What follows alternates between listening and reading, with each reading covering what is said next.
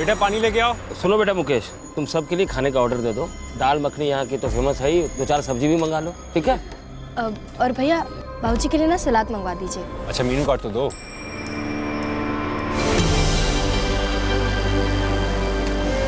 ये लीजिए।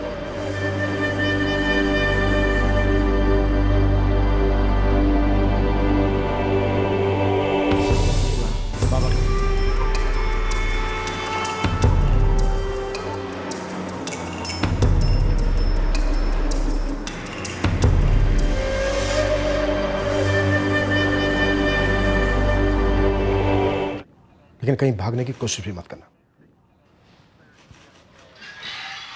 सर, इस बाबा कलीम कुरैशी को ढूंढते हैं। लगता है ये जिंदा है और गाड़ी को धक्का देने के बाद ये बच निकला है। कहां तक जा पाएगा? त्रिपाठी, जो लोग इस ट्रिप पर गए थे और जो नहीं गए थे, किशन और जया, सबके फोन रिकॉर्ड्स निकलवाओ अर्जेंट बेसिस पर। और सर, मैं इस पूरी फैमिली का कच्चा चिट्ठा निकालती हूँ।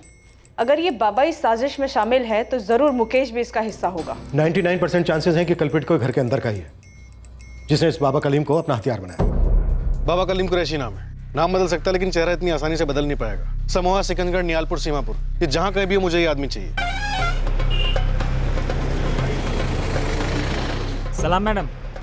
सीमापुर का एक परिवार है, तनवर परिवार, तो इसके बारे में पूरा कच्चा चिट्ठा निकाल। वो नियालपुर के पुरनिया झील में जिनका एक्सीडेंट हुआ वो? नहीं, वो एक्सीडेंट नहीं था, मर्डर था। एक बाबा कलीम कुरैशी है, मुझे उस पर शक है। लालू, तो एक काम कर, इस बाबा के साथ पूरे परिवार का कच्चा चिट्ठा निकाल।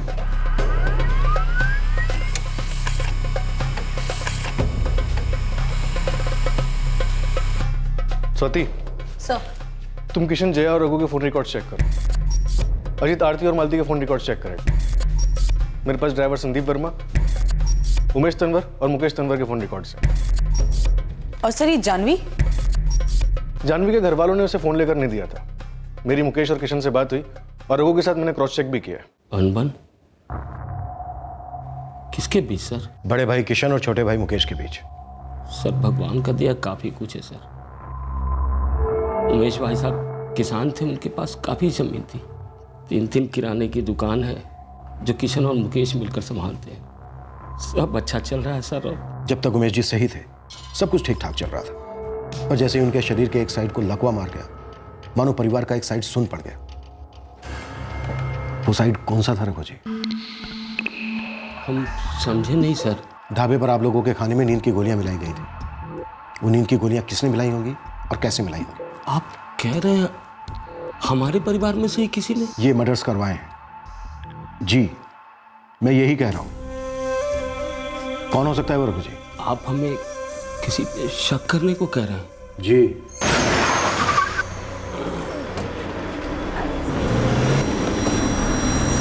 बेटा पानी लेके आओ। सुनो बेटा मुकेश, तुम सबके लिए खाने का ऑर्डर दे दो। दाल मखनी यहाँ की तो फेमस है ही, 2-4 सब्जी भी मंगा लो, ठीक है? और भैया बाबूजी के लिए ना सलाद मंगवा दीजिए। अच्छा मीनू कार्ड तो दो।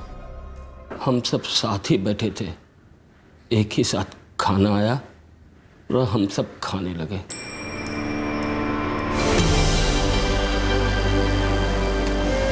ये लीजिए।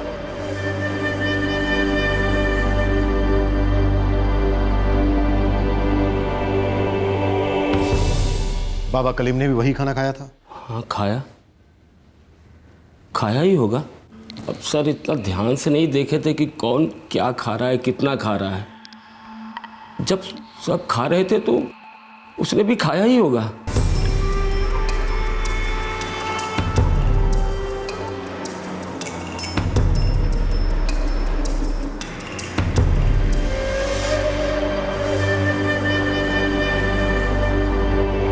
ड्राइवर संदीप वर्मा और मुकेश?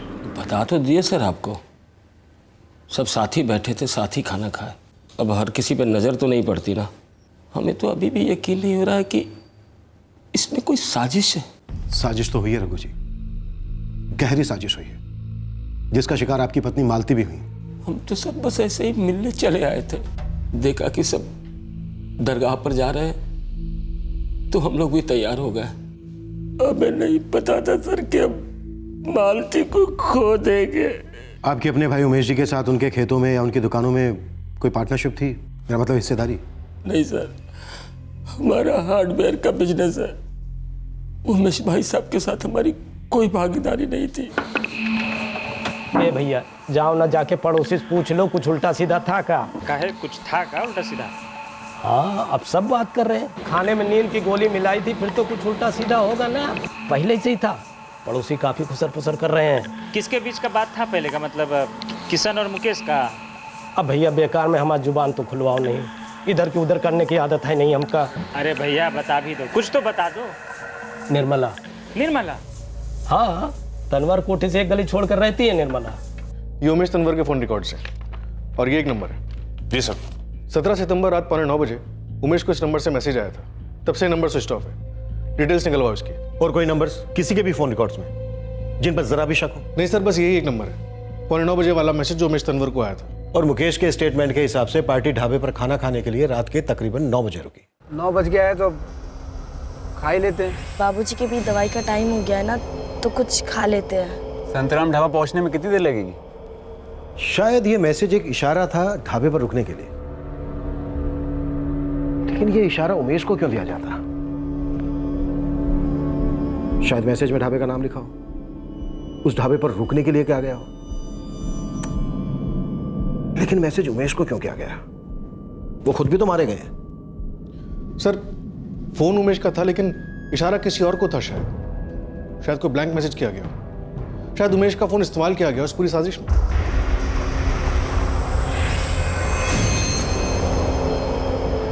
डिटेल्स आने देते हैं नंबर की, कुछ तो खुलासा होगा। इस पर्टिकुलर ढाबे पर खाना खाने का सुझाव ड्राइवर संदीप वर्मा का था। बाबा कलीम कुरैशी वहीं झील के पास भागता हुआ दिखा। हो सकता है संदीप वहीं कहीं छुपकर बैठा हो, दिखा नहीं। हो सकता है कलीम और संदीप दोनों ही इन्वॉल्व हो। ये दोनों इन्वॉल्व थे या इन्हें इन्वॉल्व किया गया था, इसका जवाब तनवर फैमिली की कोठी की दीवारों के पीछे छुपा था, जहां इस जुर्म का बीज बोया गया था। वो आवाजें जिन्हें रातों को काफी लोगों ने सुना था। फकीर दौला, सुनाई दिया ना? फकीर दौला।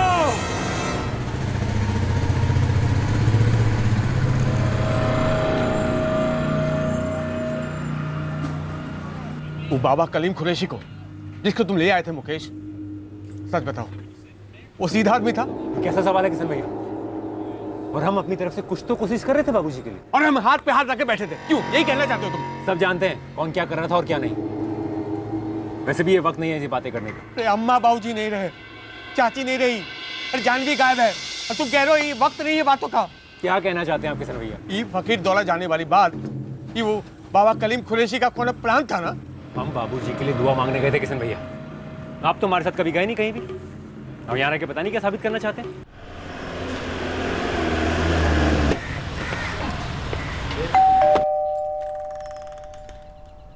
जी वो मुकेश जी घर पर नहीं है। मुझे मुकेश जी से नहीं, आपसे बात करनी है।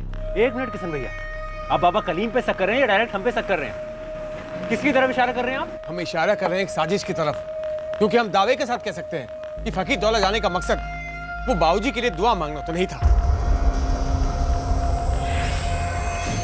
आपका सवाल हमारी समझ नहीं आया। आरती जी, आपके चेहरे ने मुझे सब जवाब दे दिया है, पर फिलहाल मुझे ज़बानी जवाब चाहिए। क्या दोनों भाई मुकेश और किशन की आपस में बनती है? जी हाँ, बिल्कुल बनती है, क्यों नहीं बनेगी? हमेशा से? जी हमेशा से। दोनों भाइयों की काफी अच्छी जमती है एक दूसरे से। और तीसरे से? जी जी, तीसरे भाई जीवन के साथ दोनों भाइयों की जमती थी।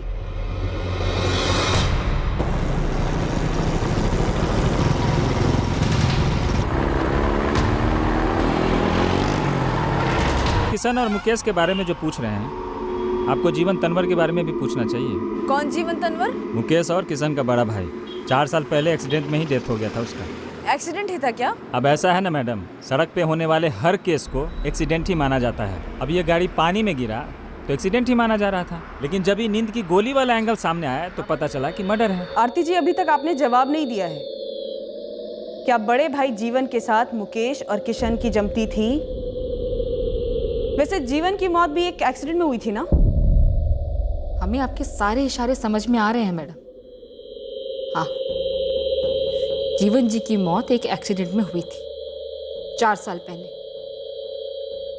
और तब हम उनकी पत्नी थे। हमें मालूम है कि अब आप इस बात पर भी आएंगी। 25 साल के थे जब विधवा हो गए थे। हमारे सास ससुर ने हमें अपनी बेटी की तरह रखा है और 3 साल बाद मुकेश जी ने हमसे शादी की। बस यहीं तक पहुंचना चाह रही थी ना आप, यही पता लगाया होगा। और आप आकर हमसे ऐसे सवाल कर रही हैं जैसे जीवन जी की मौत के पीछे कोई बहुत गहरा राज है जो मुकेश जी से जुड़ा होगा। और आप उस एक्सीडेंट को इस एक्सीडेंट के साथ कैसे जोड़ सकती हैं? और हम आपको एक बात और साफ साफ बता दें, हम अच्छे तरीके से जानते हैं कि हमारे शरीर में से वो नींद की गोलियों का असर नहीं निकला है, क्योंकि हमने उस रात उस ढाबे पर खाना खाया ही नहीं था। हम माँ बनने वाले, नहीं मन किया हमारा। इसीलिए नहीं कि हमको पता था कि उस खाने में कुछ मिलाया गया है, इसलिए नहीं कि हमें मालूम था कि हमारे पति और हमारे जेठ किशन जी ने मिलकर कोई साजिश रची होगी। आपके पति मुकेश जी से और आपके जेठ किशन जी से हमने पूछा कि फकीर दौला की दरगाह पे जाने का प्लान कैसे बना। अच्छा, ये आपका फकीर दौला की दरगाह पे जाने का प्रोग्राम कब बना? मतलब ऐसे ही बना या फिर कोई मन्नत वगैरह मांगी थी? सर मन्नत ही मांगी थी। पहले 10 बार पीर वाजिद दरगाह के चक्कर कटवाए, फिर मुकेश से कहा फकीर दौला की दरगाह जाते। आप ये कहना चाह रहे हैं कि हम सब झूठ बोल रहे हैं? उसका पता हम लोग लगा लेंगे, पर फिलहाल आप हमें ये बताइए, क्या बाबा कलीम कुरैशी, जिसके कहने पे आप लोग सिकंजगढ़ के पीर वाजिद की दरगाह पर गए 10 बार और फिर समोहा के फकीर दौला की दरगाह पर निकल पड़े, ये बाबा कलीम कुरैशी आपके यहाँ रुकता था रातों को? नहीं तो मतलब नहीं रुकते थे। ये बात हम आपको कैसे बता सकते हैं कि रात में बाबा कलीम बाबूजी के घर रुकते थे या नहीं? ये सवाल आप मुकेश भैया या फिर आरती भाभी से पूछिए। आरती ने कहा वो रात को वहां नहीं रुकते थे।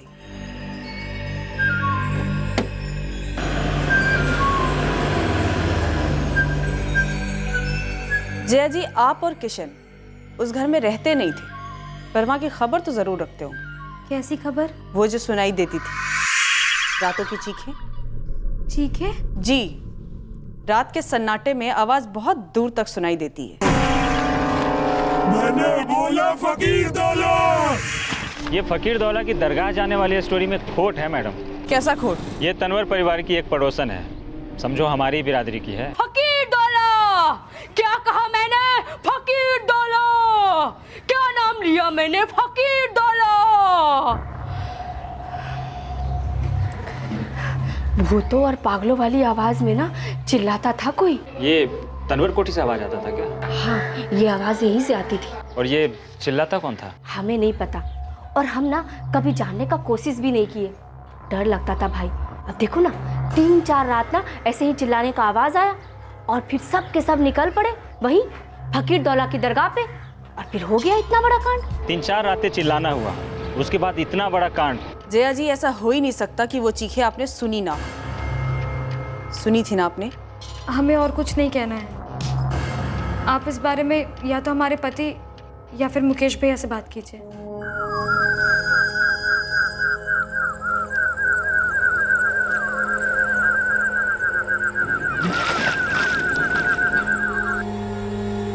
तीन संभावनाएं हैं। पहली, बाबा कलीम, संदीप वर्मा और जानवी तनवर की लाशों को मगरमच्छ खा गए। दूसरी संभावना यह है सर कि उनकी लाश बहकर काफी दूर चली गई होंगी और आने वाले कुछ दिनों में अलग अलग जगह पे मिलेंगी। तीसरी संभावना ये है, जो आप भी कह रहे हैं और मुझे भी सही लग रहा है, कि वो तीनों पानी में गए ही नहीं, तीनों जिंदा हैं। सर ये जो नंबर है 4445678779 सर, जिससे उमेश तंवर को मैसेज आया था सर, ये फर्जी नंबर है। सर से पैर तक पूरा फर्जी। CDR में सिर्फ एक ही नंबर है, उमेश का।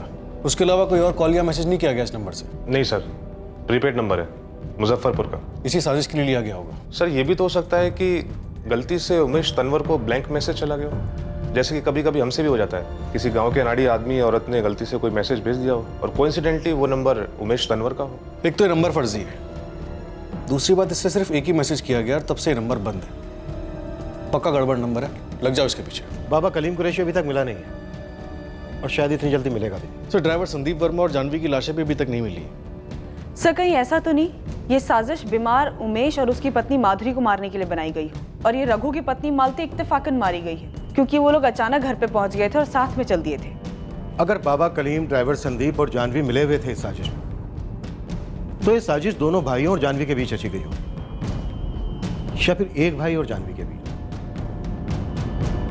कहीं ऐसा तो नहीं कि बाबा कलीम, ड्राइवर संदीप और जानवी गाड़ी झील में गिरने से पहले उतर गए हो?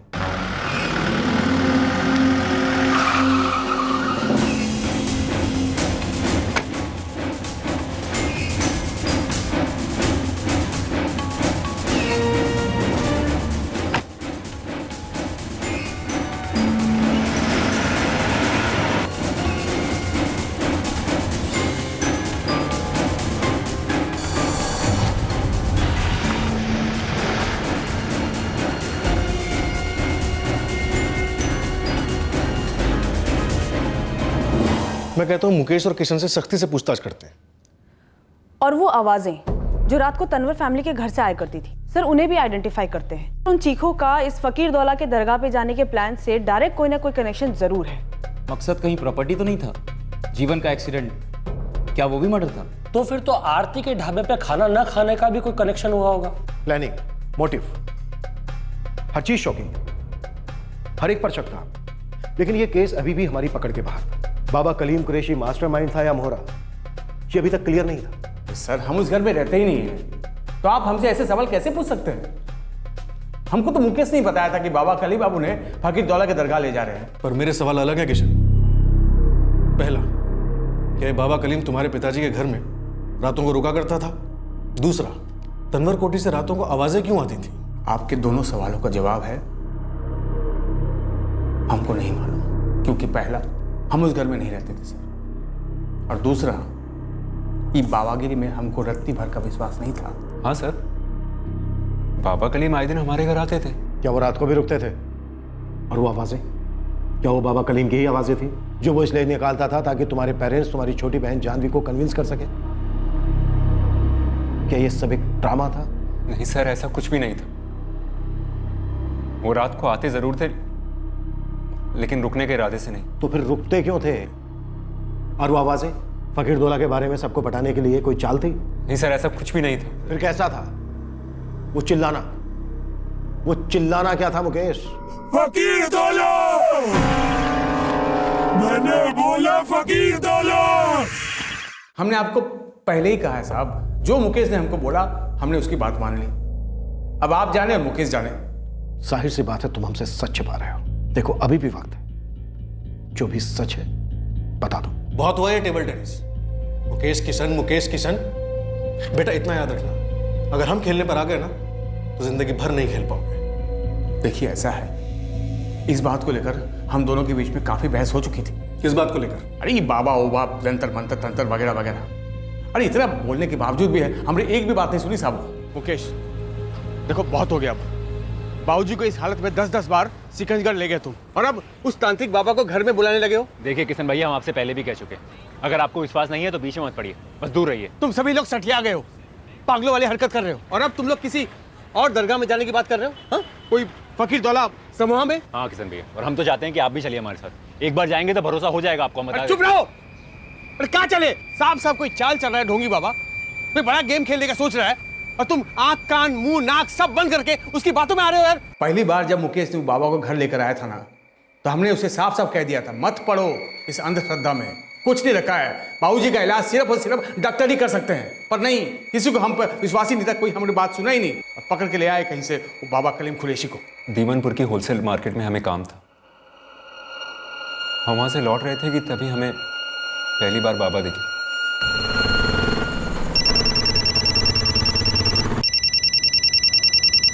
हाँ आरती बोलो। हो गया काम?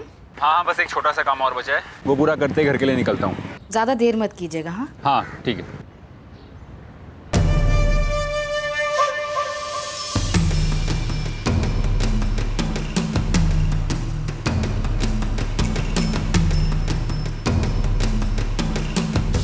तुम्हारी मनोहर कहानियों की कब्र तो मैं बाद में खोदूंगा, पहले ये बताओ तुम्हारे घर रात को चिल्लाता कौन था? प्लान क्या था? कोई प्लान में नहीं था सर। फिर क्या था? घर की इज्जत की बात थी बस। मेरे पेशेंस को मत आजमाओ, एक के बाद एक कहानी करना बंद करो। पहले माजरा था तुम्हारे पिताजी की तबीयत का, अब ये घर की इज्जत बीच में कहां से अटकी? सर हम अपने बाबूजी के लिए सब कुछ कर रहे थे, और जो कुछ भी हो रहा था सिर्फ उन्हीं के लिए हो रहा था। सबका असर हमारी छोटी बहन जानवी पर होने लगा था। जानवी पर? जानवी के बारे में भी हमको मुकेश नहीं बताया था, वरना हमको कैसे पता चलता? हम तो उस घर में रहते नहीं थे। जब वो बात हमको बताई तो हम सीधे मुकेश से कहा, और घर में सबको कहा कि हर चीज के लिए वो बाबा को शामिल मत करो, सीधे लेके जाओ डॉक्टर के पास जानवी को। क्यों, क्या हुआ था जानवी को? मुकेश क्या हुआ था जानवी को?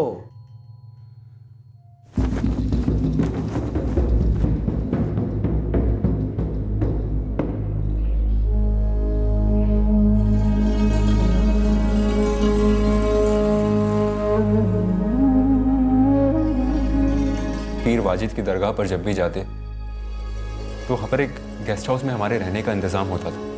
पर जब भी हम मत्था टेककर वापस गेस्ट हाउस में आते, जानवी बेचैन हो जाती थी। अम्मा भैया हम अभी दरगाह जाके आते हैं। अरे बेटा अभी तो गए थे हम और खाने का टाइम हो रहा है। हाँ जानवी, और हमें कल फिर से जाना है। पर हमारा मन कर रहा है और हम जल्दी आ जाएंगे। यहाँ बैठे बैठे जी नहीं लगता ना। आते हैं। हाँ जानवी,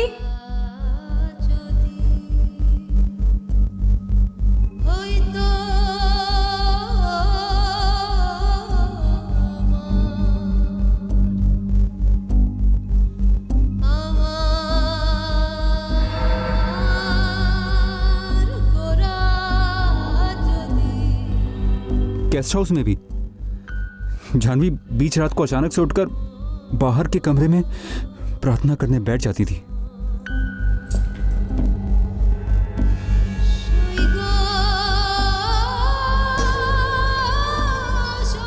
जानवी पर कुछ तो असर हो रहा है।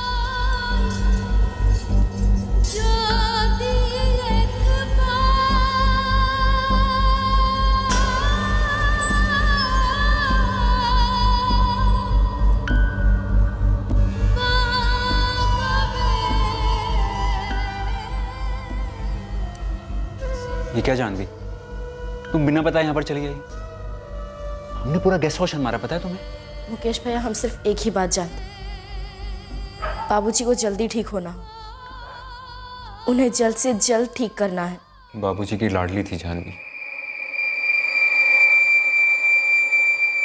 पर हम में से किसी को पता ही नहीं चला कि सबका असर जानवी पर किस हद तक चढ़ गया था। कैसा असर? बाबा कलीम ने कहा कि 10 बार सिकंजगढ़ जाके माथा टेकना है, तो हम गए 10 बार। लेकिन फिर 2 हफ्ते बाद अचानक से रात को जानवी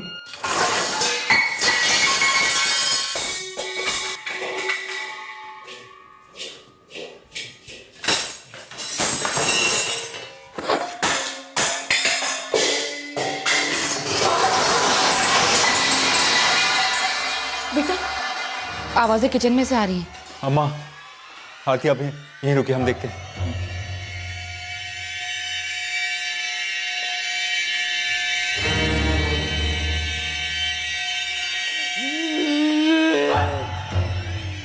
जानवी, चल।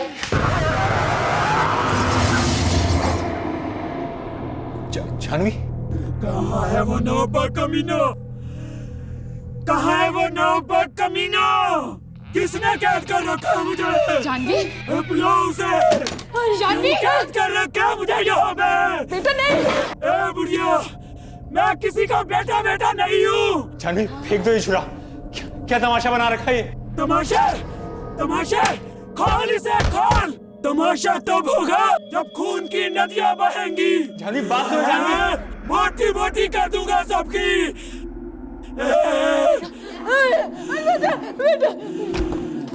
जानवी, जानवी।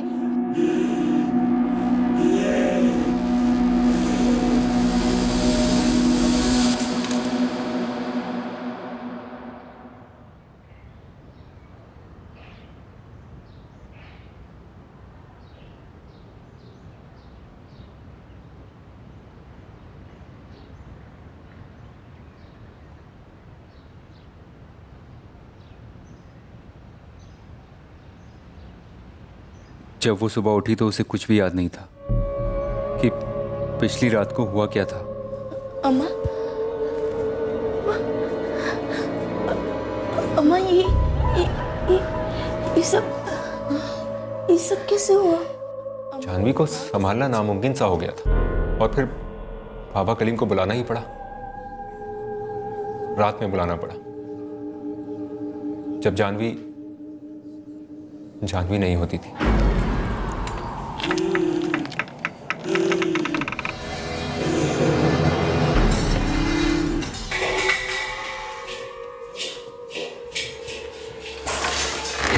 बाबा,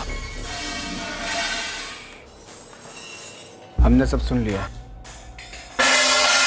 बात करते हैं। लोग से यहाँ पे कौन लेके आया मुझे? हाजिर करो। क्यों बुलाया तूने मुझे यहाँ पे? क्यों बुलाया? देख बच्चा, बात सुन। चुप कर।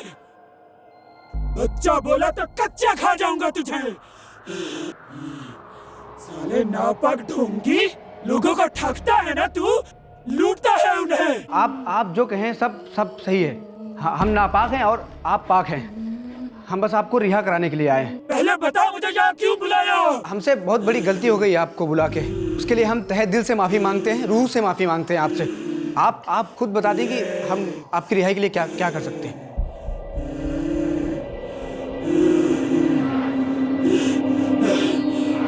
आप अपनी मर्जी जाहिर करें। मुझे यहाँ बुलाने से पहले मर्जी पूछी थी मेरी? हमने आपको बताया ना, वो यहाँ पे एक बुजुर्ग हैं जिन्हें लकवा मार गया है। उन्हें शिफा की बहुत ज़रूरत है। बस इसी नेक काम के लिए हमने आपको हाजिर किया है। पर अब हम माफ़ी मांगते हैं उसके लिए। आप खुद ही कोई तरकीब बता दें।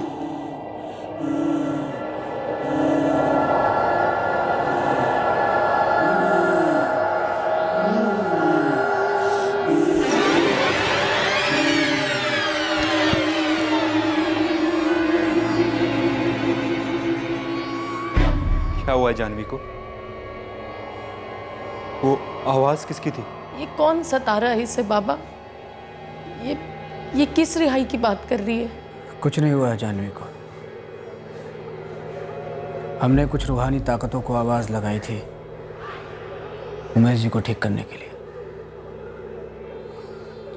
पर लगता है किसी अनजान रूह ने कब्जा कर लिया है जानवी पे। बाबा कुछ भी कीजिए, बस बचा लीजिए जानवी को इस सब से। सब ठीक हो जाएगा, लेकिन उससे पहले हमको इस अनजान रूह से अकेले में बात करनी होगी जिसने बच्चे पे कब्जा कर लिया है। जानवी के साथ जो कुछ भी हो रहा था वो सब मुकेश ने हमको बताया था। अम्मा बाबूजी ने तो कभी मुंह ही नहीं खोला हमारे सामने, और जानवी वो बेचारी तो कभी जानती नहीं थी उसके साथ क्या हो रहा है। हमारा मुकेश के साथ लड़ाई भी हुआ। देखिए किशन भैया, आप अकेले रहते हैं जया भाभी के साथ, आपकी लाइफ सेट है, हम दखल देते हैं। वाह, अकेले रहते इसका मतलब अपनी बहन की परवाह ना करें। अरे मुकेश मूर्ख, तू काहे नहीं समझता है रे? वो बाबा एक नंबर का फ्रॉड है। कुछ खिला पिला दिया होगा जानवी को। अरे तुरंत डॉक्टर को दिखाओ जाओ। देखिए किशन भैया, अब कुछ नहीं हो सकता, आप रहने दीजिए, हम देख लेंगे। जो अंधा है अंधश्रद्धा में, वो कहाँ देखेगा रे? किशन भैया, हमें इस बारे में कोई बात नहीं करनी है, लेकिन हमको करनी है। देखा, हम कह रहे थे ना, इनके घर में पक्का कुछ पकड़ा है। उस बाबा कलीम कुरैशी का बड़ा आना जाना हो रहा है घर में, लगता है कुछ बहुत बड़ा हुआ है। अरे कुछ नहीं होता है रूबू, सब बकवास है ये। जानवी दिमागी तौर पर बीमार है। पहले जीवन भाई गए, फिर बाबूजी की बीमारी, बेचारे बच्चे पर असर हो गया यार। उसके ऊपर बाबा के कहने पर तुम लोग 10-10 बार दरगाह के चक्कर काट के आए हो, तो स्ट्रेस हो ही जाता है। अक्सर लोग जिन चीजों पे घिरे रहते हैं ना, वो चीज उन पर हावी हो जाती है। ऐसे में डॉक्टर उसका इलाज करता है, दिमाग का डॉक्टर, साइकाट्रिस्ट बोलते हैं उनको। देखो हम लोग शहर जाएंगे जानवी को लेकर, ठीक है? किसी डॉक्टर के पास नहीं जाएगी जानवी, सब जगह बदनामी होगी, वो अलग, दूर दूर तक बयान नहीं कर पाएंगे उसका। पूछिए उस मुकेश से कि उसे साइकाट्रिस्ट के पास जाने में इतनी आपत्ति काहे थी। ये फकीर दौला की दरगाह पर जाने वाली बात कब और कैसे उठी? ये बात भी आप मुकेश से ही पूछिए, क्योंकि उसने हमको कहा था कि बाबा ने निजात दी है। वैसे पूरे मोहल्ले में बात फैली थी तनवर कोठी में कुछ हो रहा है। अफवाह थी कि अम्मा चिल्ला रही है, कभी अफवाह ये थी कि आरती को कुछ हुआ है। लेकिन साहब हम कह रहे हैं किसी को कुछ नहीं हुआ था, ये सारा खेल वो ढोंगी बाबा का था। तो ये सारा खेल बाबा कलीम कुरैशी का था। फकीर दौला दरगाह पर जाने की सलाह कलीम ने दी थी। नहीं सर, आप यकीन करें या ना करें, हमने अपनी आंखों से देखा था, कानों से सुना था। ये आवाज उस रूह की थी, वो एक मर्द की आवाज थी जो जानवी के अंदर से आ रही थी, जिसने उसके अंदर डेरा डाल रखा था। एक भयानक सी आवाज। साले कमीने, पहले घाव देता है, फिर मलहम भी तू ही लगाएगा? हाँ, नमक रगड़ेगा मेरे घाव पे तू? हमसे बहुत बड़ी गलती हो गई और इस गुस्ताखी के लिए माफी चाहेंगे हम आपसे, जो हमने आपको इस दुनिया में बुलाया है। अब आप ही बताएं हम क्या करें आपकी रिहाई के लिए। गलती नहीं, गुनाह किया तूने, गुनाह। मैं जहां था मैं बहुत खुश था, मुझे यहाँ बुलाया, फंसा दिया मुझे यहाँ पे। आप बस हुक्म कीजिए, बिना किसी सवाल के हम करेंगे। फकीर दौला ले चलो,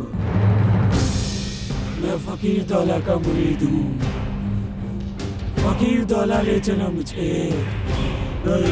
फकीर दौला ले चलो।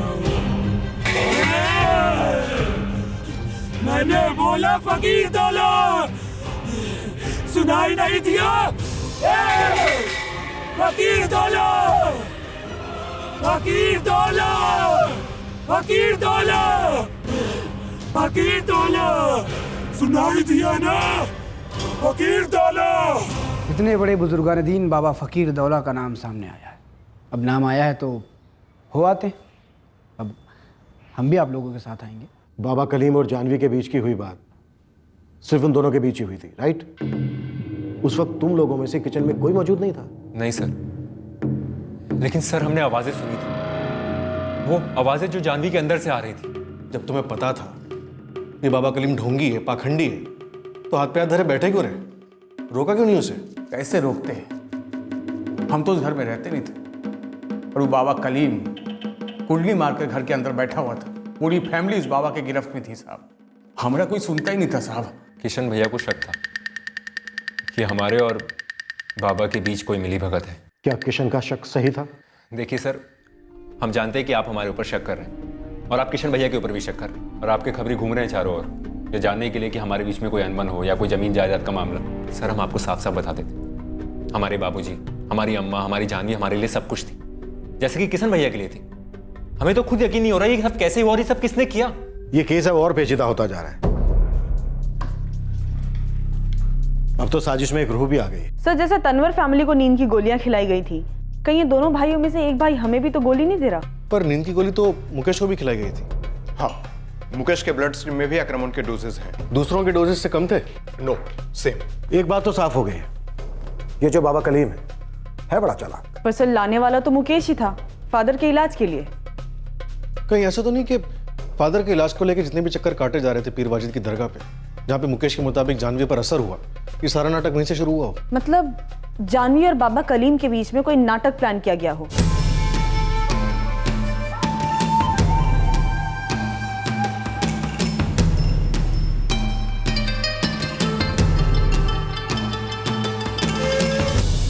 क्या एक 18 साल की बच्ची एक पाखंडी बाबा के साथ मिलकर अपनी पूरी फैमिली का सफाया करने का प्लान बना सकती है? बिल्कुल बना सकती है। और सर एक मन गढ़ंग रूह ने भी इन लोगों का साथ दिया, पूरी फैमिली को डराकर उन्हें फकीर दौला के दरगाह पे ले जाने का और रास्ते में ही उनका सफाया कर देने का।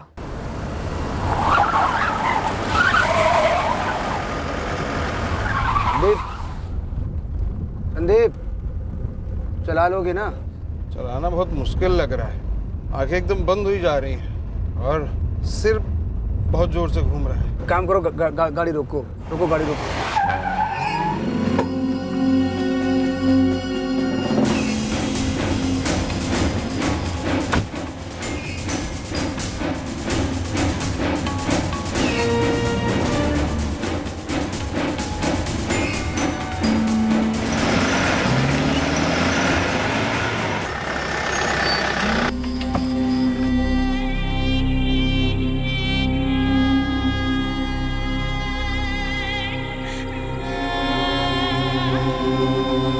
तुम चुप जाओ, हम कम पटा गए थे।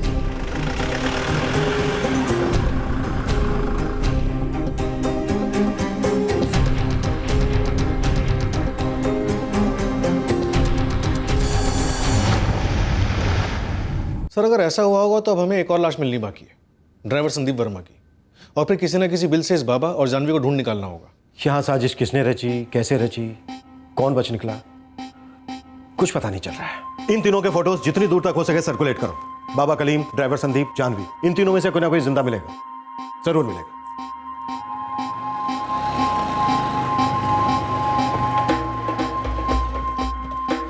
ये उम्मीद नहीं थी किशन भैया कि पुलिस को ऐसी पट्टी पड़ाएंगे, जैसा कि बाबा कलीम के साथ मिलकर हमने कुछ किया हो। हमने झूठ नहीं बोला है, पट्टी नहीं पड़ाई है, जो सच है वो बोल दिया। किशन भैया सच तो ये कि जानवी को सच में दौरे पड़ते थे, और सच तो ये कि हम सभी बाबूजी को ठीक देखना चाहते थे।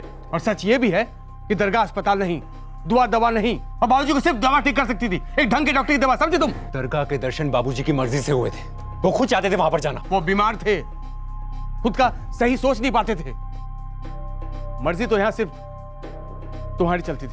वाह किशन भैया, ये कह के सारा शक हम पे डाल रहे हैं। कहीं ऐसा तो नहीं आप हमारे साथ कभी गए नहीं, किसी दरगाह पर नहीं गए, और यहाँ घर में रह के सारा ड्रामा रच रहे हैं? वाह भाई वाह, सब कुछ तुम्हारे होते हुए हुआ, हमारी गैर मौजूदगी में हुआ। आपकी गैर मौजूदगी आपकी साजिश का हुक्म का एक थी किशन भैया, ताकि आपका नाम सामने न आए और पूरी दुनिया के सामने आप साफ सुथरे रहे। पर यहाँ घर में रह के रिमोट कंट्रोल से सारी कहानी खत्म कर दी आपने। ठीक है, जो समझना समझ लो, ठीक है? जाओ पुलिस के पास जाओ और बोलो, देखो हमारे खिलाफ क्या निकलता है। जाओ जाओ जाओ पुलिस के पास जाओ, बोलो। सर जी, रीटापुर गांव से एक फोन है, एक लाश मिली उन्हें। रीटापुर? इस पुरानिया झील का एक छोर रीटापुर से भी लगकर है। जी सर, आज सुबह सुबह लाश पानी से बाहर आई है। किसकी लाश है? सर लाश को गांव वालों ने किनारे पर रखा हुआ है। सर हो सकता है लाश नियालपुर की तरफ से बहती हुई आई है। किसकी लाश है जीत?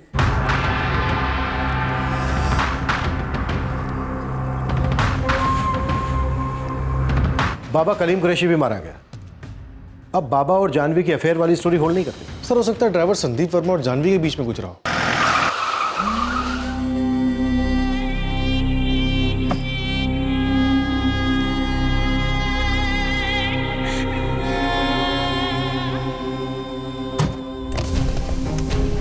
तुम चुप जाओ, मैं काम कर लेता हूं।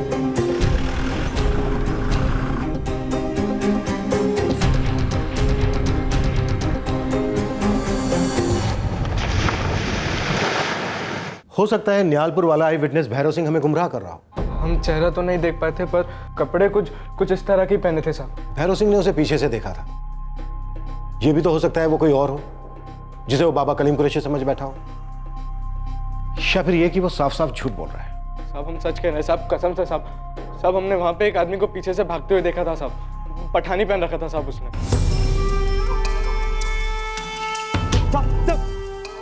इतना बड़ा हादसा हो गया, ना तो तू हमारे पास आया और न ही नियालपुर के मुखिया ने। साहब हम जाते तो हमारी जान चली जाती थी साहब, और पूजा की। कौन पूजा? साहब वो बड़ी जात की है साहब, और हम छोटी जात के। साहब हम इसलिए सामने नहीं आ रहे थे क्योंकि जब वो गाड़ी झील में गई तब हम वहाँ पूजा के साथ बैठे थे। सवेरे सवेरे जब घर में सब सो रहे थे तब हमसे मिलने आई थी साहब, और हम इसलिए बात छुपा रहे थे कि अगर गांव वालों को पता चल जाएगा तो वो हमारी जान ले लेंगे। साहब हम सच कह रहे, कसम से साहब, हमने वहां पे एक आदमी को देखा था, पीछे से भाग रहा था साहब, वो पठानी पहना था साहब।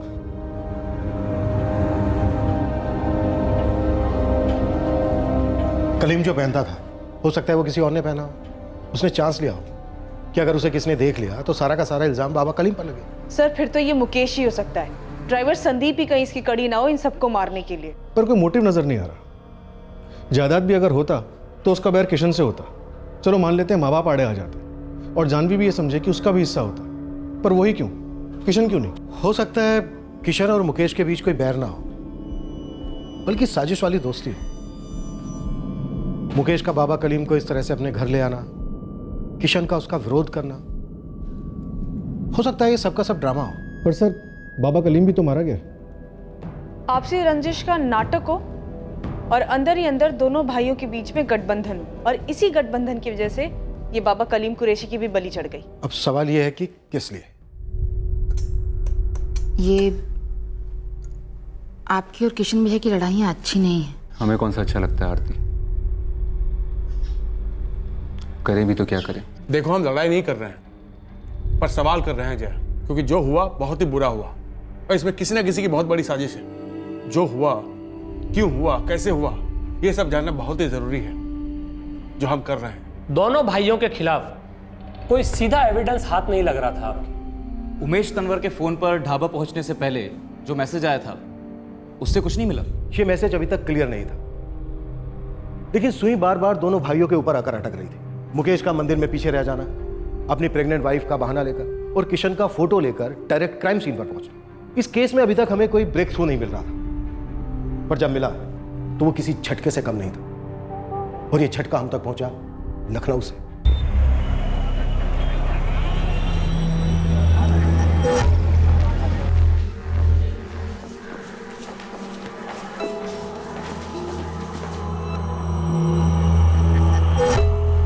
यादव साहब, एक सेकंड सुनेंगे? क्या बात है अली? साहब आपके हाथ में जो फोल्डर है उसमें एक तो फोटो दिख रहा है, क्या देख सकते हैं हम? काजल है कोई? काजल? लेकिन इसका नाम तो जानवी है, जानवी तनवर साहब। ये तो सेम है साहब। नियालपुर के पुरनिया झील में एक तो एक्सीडेंट हुआ था, उसी दौरान ये लड़की मिसिंग थी। वहीं के थाने से तो ये फोटो आया है, लेकिन आपको ये जानवी तनवर काजल के रूप में कैसे मिली? ये एक सिविल मैटर है, डिटेल अभी मालूम नहीं। लखनऊ सिविल कोर्ट के किसी वकील ने इसे अभी भेजा है।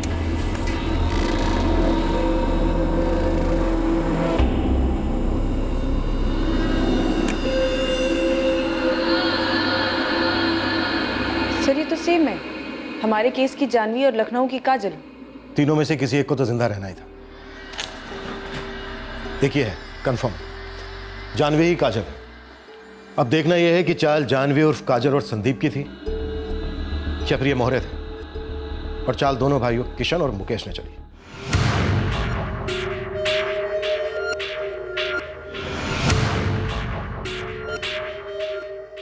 क्या थी ये साजिश? क्या पुलिस को और लाशें मिलने वाली थी? आखिरकार संदीप वर्मा कहां था? क्या ये पूरा एक्सीडेंट दरअसल एक सोचा समझा मर्डर प्लॉट था? इन सारे सवालों के जवाब हम आपको देंगे कल रात इस केस के आखिरी भाग में।